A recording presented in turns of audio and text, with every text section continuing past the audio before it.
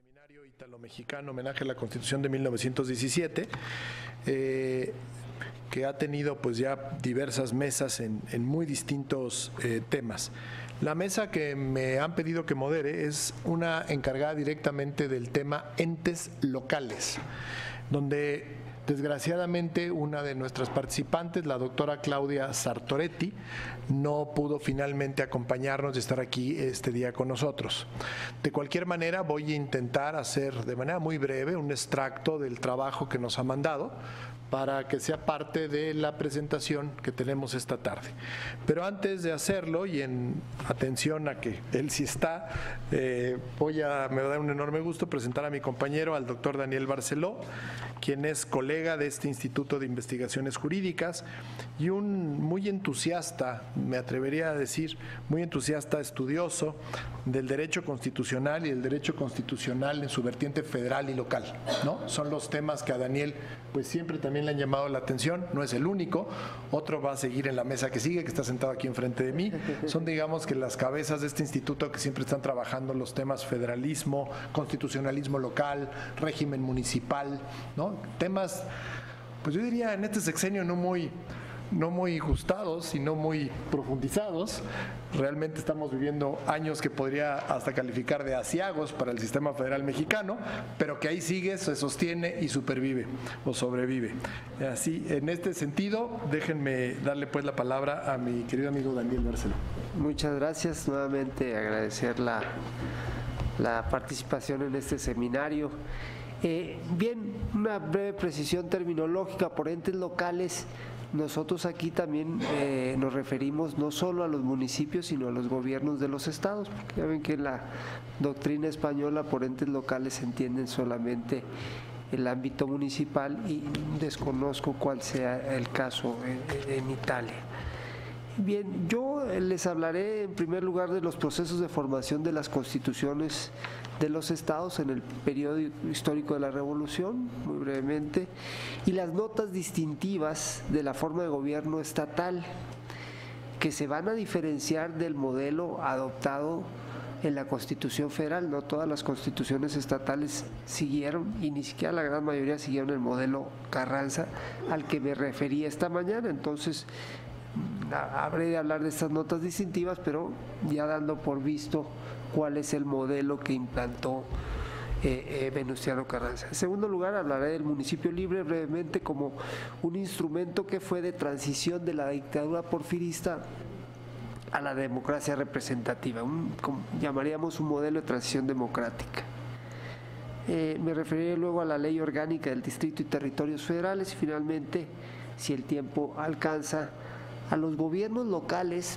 Fue muy importante como instrumentos del mecanismo de defensa extraordinaria de la Constitución Federal, que en estos tiempos ya no solemos estudiar en las facultades de Derecho, pero que fue justamente el que aplicó Venustiano Carranza en su defensa de la Constitución Federal frente al golpe de Estado de Victoriano Huerta, y antes lo había aplicado Benito Juárez, que defendió la República desde los estados.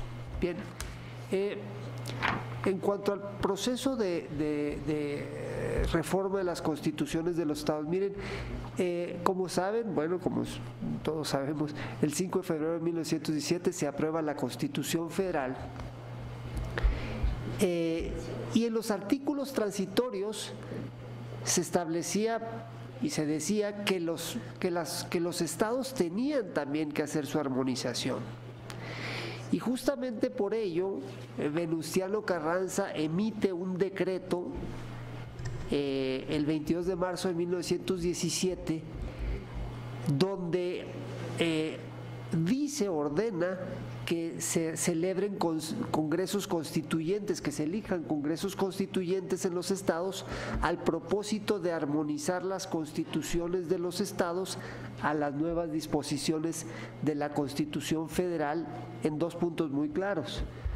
Una es en el tema de el voto directo y el principio de no reelección para el Poder Ejecutivo, y la otra en el tema de derechos sociales. Y esto era muy importante porque este decreto daba sustento jurídico a los estados para evitar el mecanismo de reforma que tenían sus propias constituciones establecidos. Porque en realidad, como formalmente se dice en el primer párrafo de la actual Constitución de 1917 y de las constituciones de los estados del periodo de la Revolución, se decía que la Constitución Federal era una reforma de la Constitución de 1857 y que asimismo los estados reformaban sus constituciones del periodo de la Reforma, las constituciones estatales, para adecuarlas a las nuevas disposiciones constitucionales establecidas en febrero de 1917. Y es así entonces que se van a aprobar reformas a las constituciones de los estados, 28 estados entonces existentes. Carranza también posteriormente va a emitir va a promulgar más bien una ley orgánica del territorio, del distrito y de los territorios federales. Cabe decir que las constituciones de los estados del periodo de la Revolución no fueron exactamente iguales a la Constitución Federal. Desde luego tenían la obligación de imprimir en el constitucionalismo local el derecho de la revolución, básicamente en los postulados de orden político por los que se había levantado Madero, el sufragio efectivo y la no reelección, el establecimiento del voto directo y además los derechos sociales y las nuevas responsabilidades del Estado. Y es así como vamos a ver que hay diferencias importantes en los gobiernos estatales con respecto a la forma de gobierno presidencial federal. En primer lugar, habría que decir que hay amplias competencias de control político del Congreso estatal sobre el Poder Ejecutivo. Y esto en tiempo real. No como en la Constitución Federal, que se había organizado un control ex post, sino aquí era un control político en tiempo real.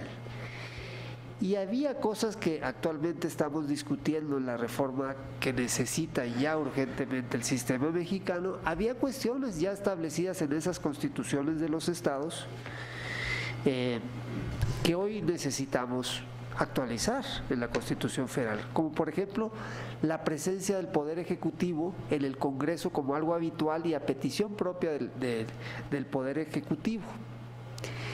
Además, a diferencia de la Constitución Federal, donde el presidente era el funcionario unipersonal, así lo describía la propia Constitución, en las constituciones de los estados se reguló en todas un apartado especial, en un capítulo especial, el secretario general de gobierno, que era una especie de lo que hoy llamaríamos, en palabras de Diego Valadez, un jefe de gabinete.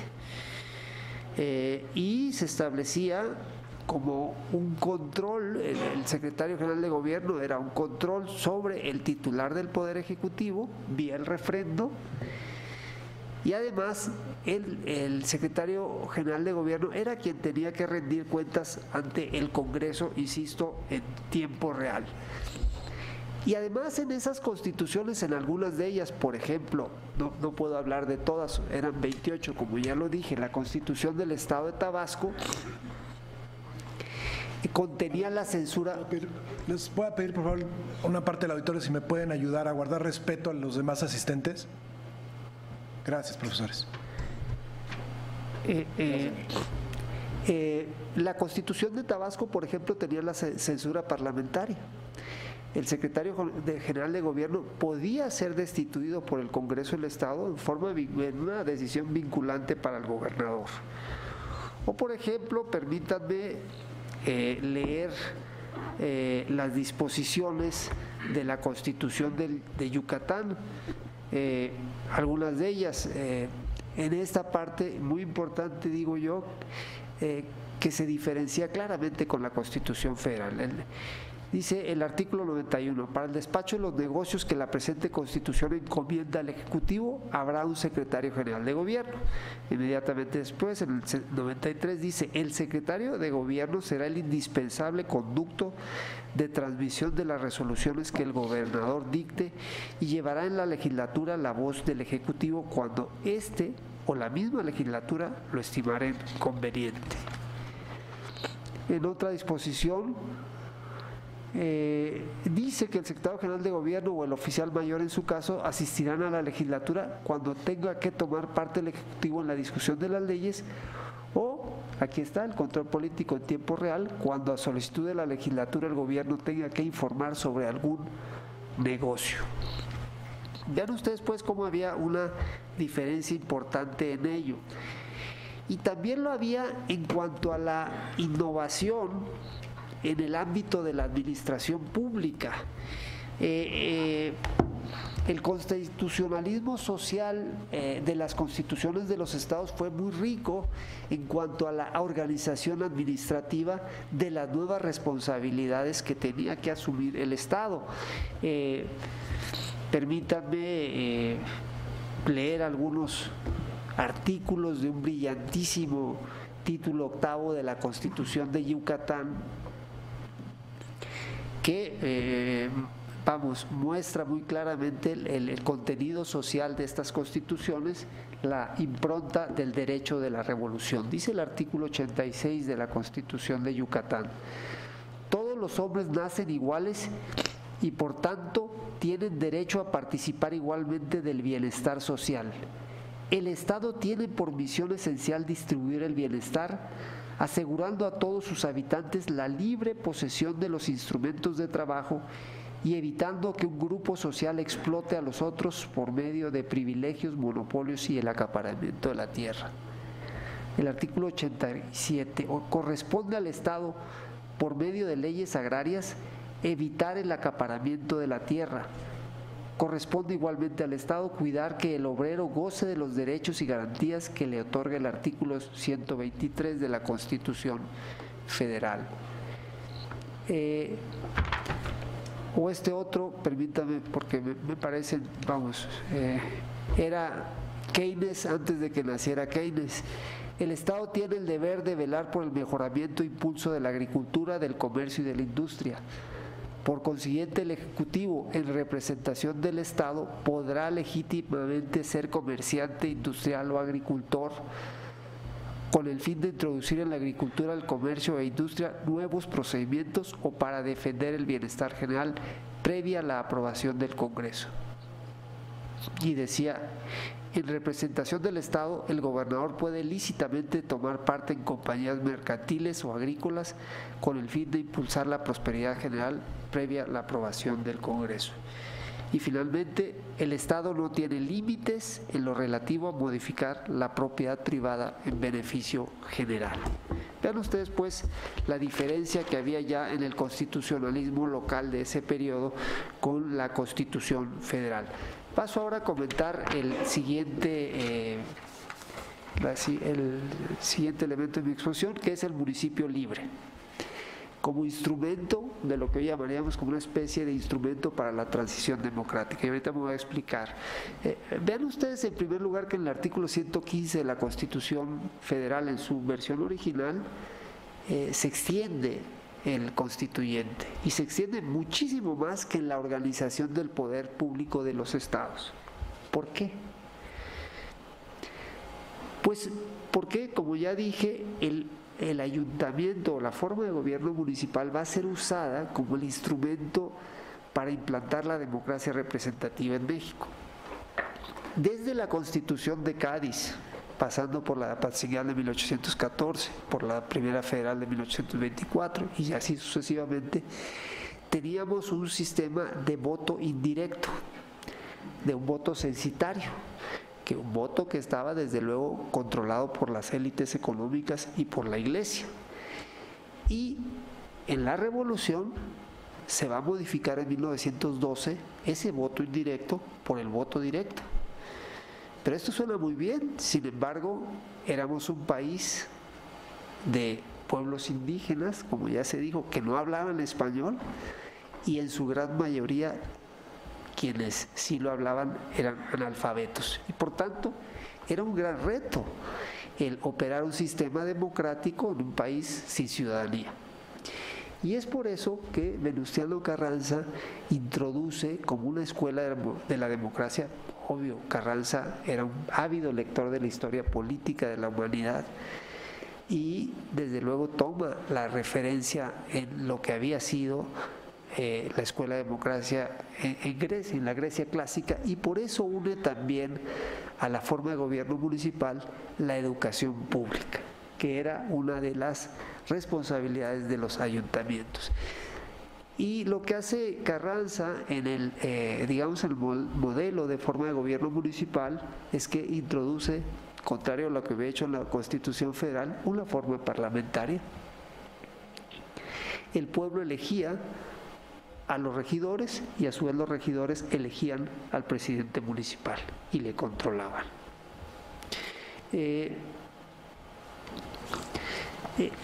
Finalmente, Carranza, además de establecer en el artículo 115 de la Constitución la organización del municipio, que era una obligación de las constituciones de los estados también reproducirla, Carranza también se ve en la necesidad de regular lo que entonces era el Distrito Federal y los territorios federales. Entonces los territorios federales eran Baja California, que todavía no estaba dividida en Baja California Norte y Sur, o bueno, Baja California y Baja California Sur, y Quintana Roo. Y desde luego el Distrito Federal. Y el Distrito Federal lo va a organizar, acabamos de pasar justamente de un golpe de Estado, del asesinato del presidente democráticamente electo, perdón, tengo una alergia terrible, de un golpe de Estado que había concluido con el asesinato del presidente Francisco I. Madero. Y lo habían perpetrado ni más ni menos que las fuerzas militares y policíacas de la Ciudad de México. Ese fue el instrumento que va a utilizar Victoriano Huerta. Y justamente esta lección va a ser aprendida, y además había referentes en el modelo norteamericano, para establecer un distrito federal donde los poderes federales serían preeminentes, es decir, que habría un gobierno municipal, pero totalmente subordinado a los poderes federales por el peligro que implicaba que hubiese un gobierno en la Ciudad de México contrario al gobierno federal. Y la historia ya lo había demostrado, que no era un asunto meramente teórico, había una experiencia histórica. Y bueno, no les necesito decir que esto volvió a pasar, digo, sin esa, desde luego, sin ser tan cruento, pero en las últimas elecciones presidenciales, en las elecciones de 2006, bueno, se dio un conflicto muy severo entre el gobierno local y los poderes federales, donde hubo el peligro de paralizar los poderes federales. Y justamente por eso Carranza y los revolucionarios van a establecer un régimen especial para el Distrito Federal. Y en este, además, estaban muy bien organizados los ayuntamientos en la forma que antes he explicado para el resto de los estados, y los estados los van a usar como modelo esta ley orgánica del Distrito y Territorios Federales, donde está muy desarrollada la forma de gobierno municipal, y la van a usar, insisto, los estados. Bien, finalmente hablo, no sé cómo estoy de tiempo. Estás muy bien. ¿Sí? Bueno, finalmente hablo de cómo se da la revolución en el periodo del golpe de Estado de Victoriano Huerta y la reacción de Carranza. Y lo digo porque aquí juega un papel fundamental los gobiernos estatales como instrumentos de la defensa extraordinaria de la Constitución. Antes dije, lo repito, es un mecanismo que está en nuestra Constitución actual y que estaba en la Constitución de 1857, que ya no lo solemos estudiar, a pesar de la importancia que tuvo. Como ustedes saben, las constituciones tienen dos tipos de peligros. Peligros ordinarios, que es el desconocimiento de la supremacía constitucional por los poderes públicos constituidos, como puede ser una ley contraria a la Constitución por parte del Congreso, o un reglamento, un acto jurídico del presidente o de los gobernadores contrario a la Constitución, en fin, cualquier acto público que sea pacífico, pero que tiene el efecto de vulnerar la supremacía constitucional. Y ante estos peligros ordinarios que tienen todas las constituciones, en realidad la Constitución mexicana establece mecanismos de defensa ordinarios, como son el juicio de amparo, la controversia constitucional, la acción de inconstitucionalidad. Pero las constituciones también tienen peligros extraordinarios, que son el peligro de la vulneración de la Constitución y en realidad de la integridad del territorio nacional y de la soberanía nacional por medio de las armas, sea por fuerzas extranjeras o por rebeliones interiores. Y este mecanismo de defensa extraordinario es extraordinario por la potencia de los instrumentos que usan los agresores de la Constitución. Pues la Constitución desde luego establece mecanismos igualmente extraordinarios y contundentes para responder y repeler las agresiones a la Constitución. Pues como ustedes saben, ese mecanismo está en el artículo 29 de la Constitución, que establece las potestades extraordinarias del presidente que le puede delegar el Congreso de la Unión. Este es uno de los mecanismos, pero también la Constitución o el orden constitucional federal mexicano tenía ante sí, o los constituyentes habían tenido ante sí diferentes escenarios. Es decir, un escenario en la defensa extraordinaria de la Constitución era la invasión de fuerzas extranjeras. Y ante este escenario, el presidente asumía poderes extraordinarios que están señalados en el artículo 29, que era similar al de la Constitución de 1857. Además del ejército, el presidente podía hacer el uso de las guardias nacionales en cada uno de los estados, que eran, digamos, ejércitos de ciudadanos, no ejércitos profesionales. Y esto, desde luego, había pasado en México. Teníamos la experiencia de invasiones extranjeras, ¿no? La de Maximiliano, por citar una en la que se va a activar este mecanismo de defensa extraordinaria. Pero la Constitución Federal Mexicana o el orden constitucional federal mexicano también tenía la previsión de que el presidente pudiera convertirse en dictador y perpetrar el mismo un golpe de Estado con el uso del ejército. Y esto había pasado ya con Comonfort.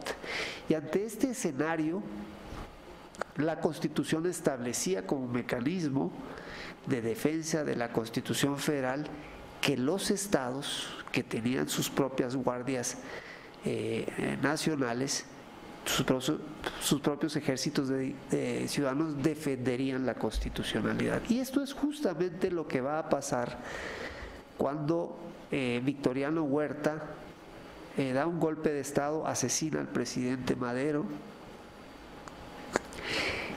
trata de ascender al poder torturando la Constitución, pero según él siguiendo los procedimientos establecidos en la Constitución.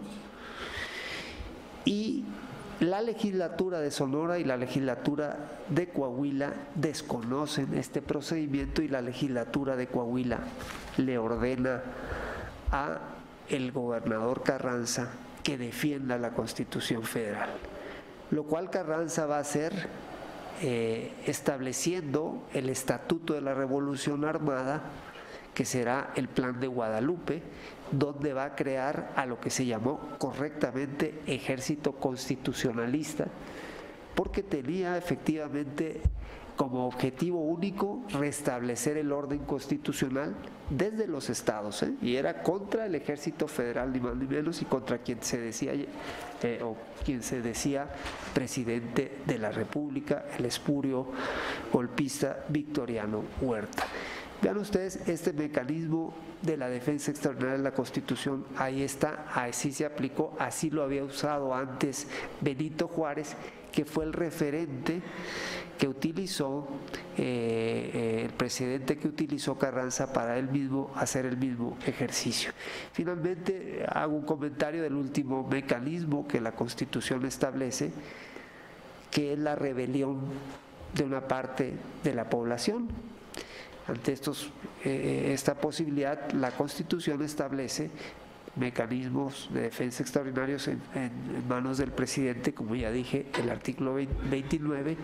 Piensen ustedes en la Guerra Cristera. Claramente la Guerra Cristera era un caso de rebelión civil, o por ejemplo, podrían pensarlo así, el levantamiento del llamado Ejército Zapatista de Liberación Nacional. La Constitución Federal y las constituciones de los estados fueron muy cuidadosas en la organización de los poderes militares del presidente, porque sabían que lo podía utilizar facciosamente. Por eso, hoy en día es de lamentar que se pase por alto todas estas lecciones de la historia, de nuestra historia constitucional, y se esté habilitando el uso del ejército para actividades de seguridad pública ordinaria, sin los controles que sí tiene en la Constitución Federal, tanto por el Congreso como por los estados. Muchas gracias.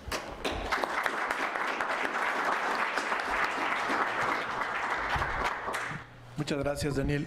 La verdad, muy interesantes reflexiones, y efectivamente, si algún seminario de este tipo yo creo que nos ayuda a pensar, además del aspecto comparativo, que en sí mismo es por demás muy importante y útil, es la verdad también la reflexión comparativa histórica, ¿no? Como la haces muy bien, en el sentido de ser una historia constitucional tan compleja, a veces se acaba convirtiendo en el elemento que nos impide ver con claridad situaciones que hemos pasado hace muchos años, ¿no? Muchas gracias. Como les explicaba al inicio de esta breve mesa, desgraciadamente la doctora Claudia Sartoretti, investigadora de Derecho Público en la Facultad de Derecho de la Universidad de Turín, no ha podido acompañarnos esta tarde. Sin embargo, me hicieron favor esta mañana de pasarme sus notas, su paper, de la cual simplemente voy a hacer muy breves comentarios. No me sentiría ni con mucho, no tengo ni el gusto de conocerla, facultado para tratar de defender o de explicar a fondo el paper. Voy a resaltar, como se me pidió, simplemente hacer algunas anotaciones del tema y de las principales reflexiones que tiene el propio trabajo. Yo me imagino, Laura nos lo podrá decir, que el paper va a estar disponible para aquel que esté interesado en poderlo ver con más profundidad. Es un paper muy interesante, puesto que la doctora Sartoretti lo que hace es estudiar la autonomía municipal mexicana. No es que ella nos venga a platicar de una realidad italiana en lo particular, constitucional italiana, sino que se estudia a fondo la realidad, la autonomía municipal mexicana. En alguna parte hace alguna referencia que me parece lo más importante, de la manera en que se entiende y está constituida la República de las Autonomías, que así la llama ella, o un sistema policéntrico como puede ser el Estado italiano, a diferencia de un Estado federal, pero simplemente como una referencia de arranque. Es una nota muy peculiar en la tradición comparativista, es muy fresco el análisis, con unos ojos externos, ver una realidad que estamos acostumbrados a platicar. Daniel justamente hizo algunas reflexiones generales sobre el régimen municipal. Y llama mucho la atención que la doctora Sartoretti justamente descubre algunas de las fuertes inconsistencias que tiene el régimen municipal dentro del diseño federal en su conjunto mexicano, ¿no? Si bien ella no toma la parte cronológica que en buena parte explica esta falta de compaginación o de coherencia, es claro que le llama la atención que como hay un diseño federal claramente establecido desde el 24 y que por supuesto que la Constitución del 17 lo retoma, y sin embargo el régimen municipal trae toda una lógica y racionalidad distinta. Incluso podríamos llegar a llamarla que se trata casi de un parche constitucional, mientras que hay un sistema muy elaborado, evolucionado, para algunos autores incluso quizá distorsionado en la distribución de competencias que tiene la Constitución mexicana. Se ignora en ese sistema de distribución de competencias el régimen municipal. Y de repente tenemos un artículo 115 que fue traído a la vida nuevamente en 1982, relativamente reciente, en donde se establece de manera muy explícita un conjunto de facultades específicas que debe tener los municipios en México, más allá de las peculiaridades o la fuerza que pudiera tener el constitucionalismo local para establecer diferencias en cada uno de los estados en sus propios regímenes municipales. Dice la doctora Sartoretti que ella observa que hay una especie de brecha, de distancia entre la forma y la substancia, o mejor dicho, entre lo que es una autonomía formalmente reconocida y una descentralización efectiva muy pobremente implementada, ¿no? Es para ella suficiente en ese sentido poder hablar de una descentralización ficticia que se establece en México. Ella dice que el poder puede estar disperso, pero lo que analiza es que el dinero no lo está. Y lo dice así porque en una de sus partes de análisis se da cuenta de manera muy clara de cómo funciona lo que para los constitucionalistas mexicanos es un fenómeno claro y muy estudiado, que es el federalismo fiscal. Pero ella llega de manera muy interesante a decir que México, comparado con otros sistemas, tanto federales como unitarios, presenta un desequilibrio muy interesante entre un gobierno cuyos ingresos tienen toda la parte de un gobierno unitario y sin embargo gasta, o su presupuesto de gastos se lleva a cabo con un modelo perfectamente descentralizado federal, ¿no? Y ve ahí una inconsistencia muy interesante. Dice, básicamente, México gasta como una nación federal, pero genera ingresos como un país centralizado o unitario, ¿no? En fin, es una nota académica, me parece a mí muy interesante, arroja algunas de las cosas que ella descubre y hace algunas breves, pero algunas importantes comparaciones con algunas otras naciones. Como lo digo, seguramente el trabajo para aquel que esté interesado va a estar a mano y a disposición por parte de los organizadores de este evento. Pues siendo esa la presentación que nos tocaba esta tarde, yo les agradezco. La mesa que sigue está conectada justamente con el tema abordado aquí, sobre todo por Daniel, que es justamente el tema de federalismo en la Constitución del 17. Muchísimas gracias.